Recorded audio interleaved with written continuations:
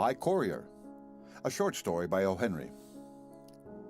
It was neither the season nor the hour when the park had frequenters, and it is likely that the young lady, who was seated on one of the benches at the side of the walk, had merely obeyed a sudden impulse to sit for a while and enjoy a foretaste of coming spring. She rested there pensive and still. A certain melancholy that touched her countenance must have been of recent birth, for it had not yet altered the fine and youthful contours of her cheek, nor subdued the arch, though resolute curve of her lips. A tall young man came striding through the park along the path near which she sat. Behind him tagged a boy carrying a suitcase. At sight of the young lady, the man's face changed to red and back to pale again. He watched her countenance as he drew nearer, with hope and anxiety mingled on his own. He passed within a few yards of her, but he saw no evidence that she was aware of his presence or existence. Some 50 yards further on, he suddenly stopped and sat on a bench at one side. The boy dropped the suitcase and stared at him with wondering, shrewd eyes.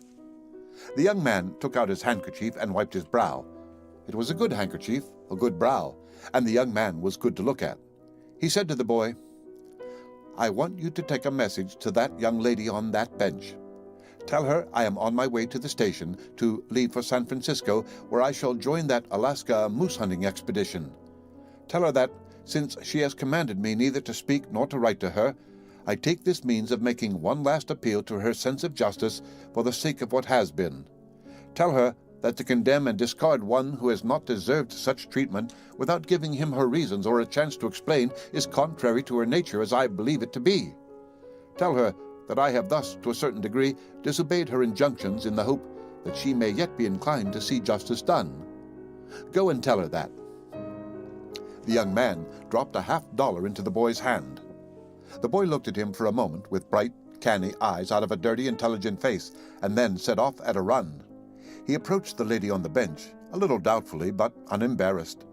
He touched the brim of the old plaid bicycle cap perched on the back of his head. The lady looked at him coolly, without prejudice or favor. "Lady," he said, "dat gent on de other bench sent you a song and dance by me. If you don't know de guy and he's trying to do de Johnny act, say the word and I'll call a cop in 3 minutes. If you does know him and he's on the square, why, I'll spell you the bunch of hot air he sent you." The young lady betrayed a faint interest. "A song and dance," she said in a deliberate, sweet voice that seemed to clothe her words in a diaphanous garment of impalpable irony. "A new idea, in the troubadour line, I suppose. I used to know the gentleman who sent you, so I think it will hardly be necessary to call the police. You may execute your song and dance, but do not sing too loudly. It is a little early yet for open-air vaudeville, and we might attract attention." "Oh," said the boy with a shrug down the length of him, "you know what I mean, lady. 'Tain't a turn, it's wind. He told me to tell you he's got his collars and cuffs in that grip for a scoot clean out to Frisco. Then he's going to shoot snowbirds in the Klondike. He says you told him not to send round no more pink notes nor come hanging over the garden gate, and he takes this means of putting your wise. He says you refereed him out like a has-been and never give him no chance to kick at the decision. He says you swiped him and never said why." The slightly awakened interest in the young lady's eyes did not abate. Perhaps it was caused by either the originality or the audacity of the snowbird hunter, in thus circumventing her express commands against the ordinary modes of communication.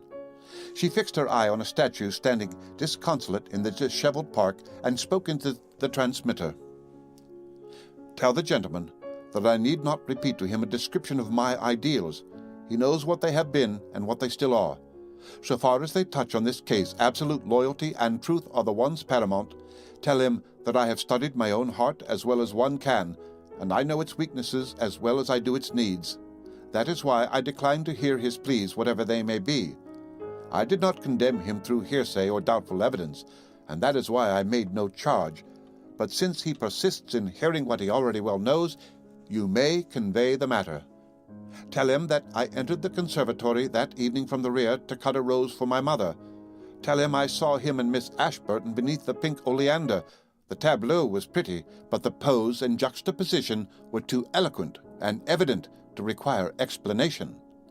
I left the conservatory and at the same time the rose and my ideal. You may carry that song and dance to your impresario." "I'm shy on one word, lady. Put me wise on that, will you? Juxtaposition, or you may call it propinquity, or if you like, being rather too near for one maintaining the position of an ideal. The gravel spun from beneath the boy's feet. He stood by the other bench. The man's eyes interrogated him hungrily. The boy's were shining with the impersonal zeal of the translator. The lady says that she's onto the fact that gals is dead easy when a feller comes spilling ghost stories and trying to make up, and that's why she won't listen to no soft soap.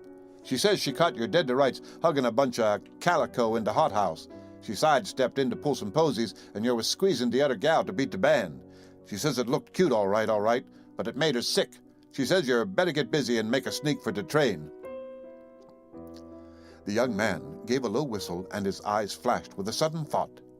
His hand flew to the inside pocket of his coat and drew out a handful of letters. Selecting one, he handed it to the boy, following it with a silver dollar from his vest pocket. "Give that letter to the lady," he said, "and ask her to read it. Tell her that it should explain the situation. Tell her that if she had mingled a little trust with her conception of the ideal, much heartache might have been avoided. Tell her that the loyalty she prizes so much has never wavered. Tell her I am waiting for an answer." The messenger stood before the lady. "The gent says he's had the ski bunk put on him without no cause. He says he's no bum guy, and lady, you read that letter and I'll bet you he's a white sport all right."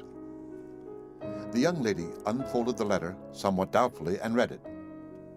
"Dear Dr. Arnold, I want to thank you for your most kind and opportune aid to my daughter last Friday evening when she was overcome by an attack of her old heart trouble in the conservatory at Mrs. Waldron's reception. Had you not been near to catch her as she fell and to render proper attention, we might have lost her. I would be glad if you would call and undertake the treatment of her case. Gratefully yours, Robert Ashburton." The young lady refolded the letter and handed it to the boy. "The gent wants an answer," said the messenger. "What's the word?" The lady's eyes suddenly flashed on him, bright, smiling, and wet. "Tell that guy on the other bench," she said with a happy, tremulous laugh, "that his girl wants him." The end of By Courier, a short story by O. Henry, read by Rick Kishner for Lit to Go on the web at